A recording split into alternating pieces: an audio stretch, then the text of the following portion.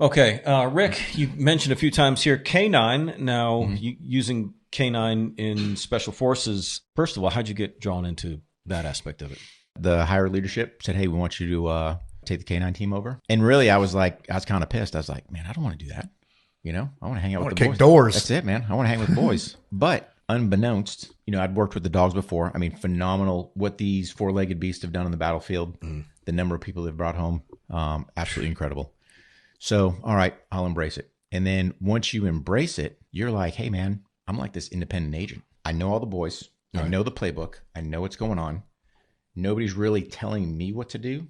Right. But you kind of position yourself like, I think there might be an interception by the back door, if you know what I'm saying. Might want to walk down here. That's right.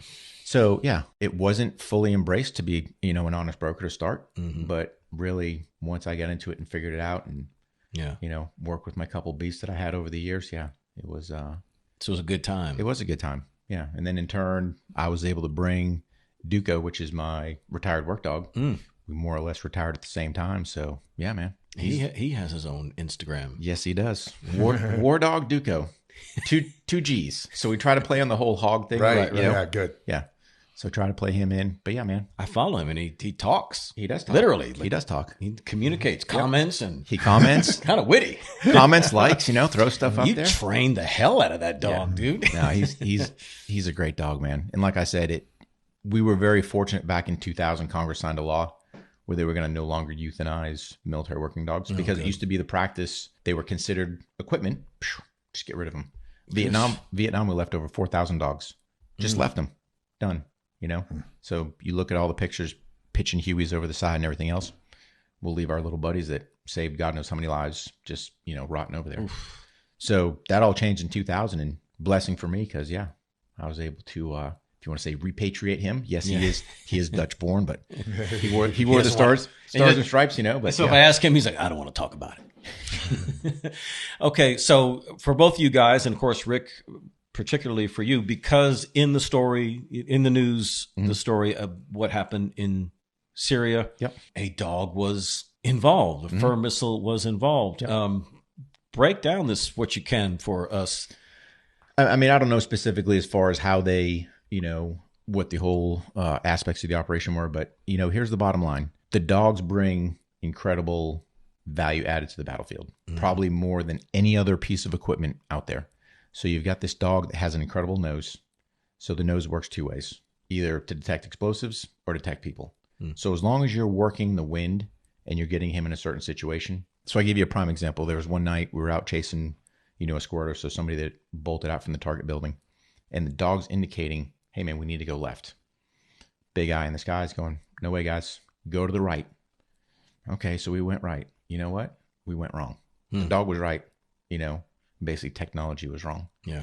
So at that point, that's when you sit there and go, no, man, I'm listening to the dog. And the other part is, you want to employ that dog in a way that makes sense. Here's the deal. I did not have a problem losing my dog as long as I didn't throw him away. Right. So I'm not going to send him into a house that we know has umpteen gazillion, fighters in there. We know they're in there. What am I getting? Nothing. Right. Boys are going in. Yeah, man. He's rolling in first. He's doing all that stuff because if somebody's, I hate to say it, if somebody has to die in this operation, I'd rather it be him than one of the boys. Right. But you're not just going to arbitrarily throw him away. Right. Now, what I will say is from a handler standpoint, dogs have been doing incredible things. And I'm not saying what that dog out there wasn't incredible, but I'm telling you this, the lives those dogs have saved. All the dogs that are down at the SOF Canine Memorial that have been killed. You can't count how many brothers, sons, fathers are home because of those dogs. So there is an actual memorial for them. Yeah. Wow. Yeah. So go down to the Airborne Special Operations Museum and there's a replica of a Belgian Malinois down there and you'll see the pavers. And each one of those pavers, that's a dog that didn't come home. Wow. So did you have a little moment of pride? Just oh, look at that. That's all right. Anytime, I'm going to tell you this. So again, when I became a handler and actually working that dog, anytime a dog's involved, I don't care if it's, with my LEOs, well, especially on that one, you're like, oh yeah, look at that. But anytime the dog's involved, yeah, man, of course it gives you, a bump because those guys, they're looked at as just, hey man, our four-legged friends. Well, that's cool in my mind, you know, because you got to think, in Duco's case, he's still a veteran. Mm-hmm. He had the same, if you want to say, medevac priority as me. So if he got wounded, we're calling in a bird for him. We're going to exfil him out. U.S. surgeon's going to work on him, you know, at the cache. So yeah, I mean, he is a U.S. service member. He was on our tally board, you know, the Mako for going out. I mean, he was Happy Veterans Day, Duco. Yeah, but he was accounted for, and that's what people don't get. It's just not arbitrarily, hey, you've got some dog that's rolling with you. No, man, he is part of the package, part of the team. So, yeah, just another teammate. Yeah, and I'll tell you, you know, as far as teammates go, a lot of things. You know, you've got kind of pro and I'll just say anti-dog guys. I think you're anti if the dogs bit you. Right. Would probably be my guess.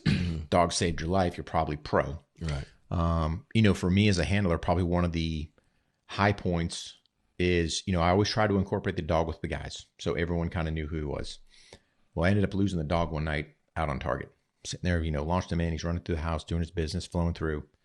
And I just lost him. No big deal. Try to recall him. So I look at his monitor and I see him with the set of multicam, you know, pants next to him. I was like, who's got the dog? Hey, we do. And we're moving over here. Cool, man.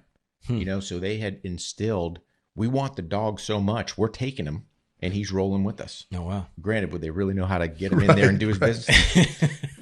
But that's the whole point. It's the sense of, hey, man, this guy runs into these buildings fearlessly. Mm-hmm. They don't understand fear. Right. They understand I'm looking for you know, whatever my reward is. All they know is work. That's it. Yeah. And it's just, it's cool. It's phenomenal. And that's the, you know, so it was good. I guess a good aspect to see the dog, you know, kind of come out. Wasn't super happy with all the media that came out, but I mean, these canines have done phenomenal things, and hopefully it'll get people to actually take a look and go, wow, man, you know, dogs of war. Oh yeah. Yeah. They're out there.